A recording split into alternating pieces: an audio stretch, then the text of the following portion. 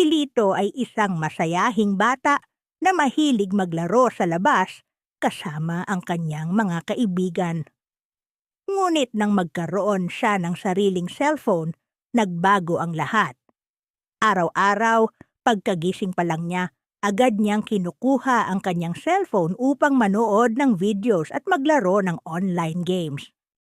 Sa umpisa, tuwang-tuwa si Lito dahil kaya niyang maglibang kahit hindi lumalabas ng bahay. Hindi niya namamalayan na unti-unti na siyang lumalayo sa kanyang mga kaibigan. Kapag niyayaya siyang maglaro sa labas, palagi niyang sinasabing, "Mamaya na lang, busy pa ako." Hanggang sa hindi na siya niyayaya ng mga ito. Napansin din ng kanyang ina na bumababa ang kanyang mga grado sa paaralan. Minsan, hindi niya naisasagot ang tanong ng guro dahil hindi siya nag-aaral ng leksyon. Sa halip, inuubos niya ang kanyang oras sa paglalaro sa cellphone. "Lito anak, masyado ka nang nalululong dyan," paalala ng kanyang ina. Ngunit hindi siya nakikinig. Isang araw, nasira ang cellphone ni Lito. Sinubukan niyang ayusin ito ngunit hindi niya magawa. Wala siyang magawa kundi tumingin sa paligid. Noon niya napansin na matagal na pala siyang hindi nakikipag-usap sa kanyang pamilya. Ang kanyang kapatid ay naglalaro ng puzzle. Ang kanyang ama ay nagbabasa ng dyaryo. At ang kanyang ina ay nagluluto ng masarap na pagkain.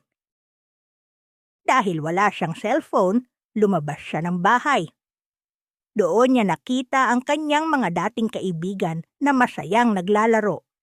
Nahihiya man, lumapit siya at tinanong kung maaari siyang sumali.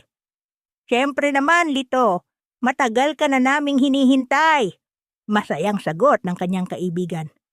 Mula noon, natutunan ni Lito na hindi dapat palaging nakatutok sa cellphone. Oo, masaya ito. Pero mas masaya ang tunay na buhay. Ang pakikipaglaro sa labas, ang pag-aaral ng mabuti, at ang pakikipag-usap sa pamilya. Ngayon, may oras pa rin siyang gumamit ng cellphone, pero alam na niya kung kailan dapat huminto. Mas masaya siya ngayon dahil natutunan niyang balansehin ang paggamit nito at ang totoong mundo sa paligid niya. Aral ng kwento. Ang labis na paggamit ng cellphone ay maaaring magdulot ng pagkawala ng koneksyon sa tunay na mundo.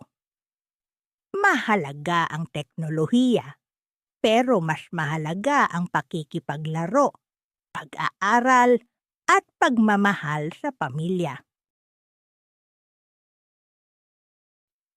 Salamat mga bata sa pakikinig. Hanggang sa muli.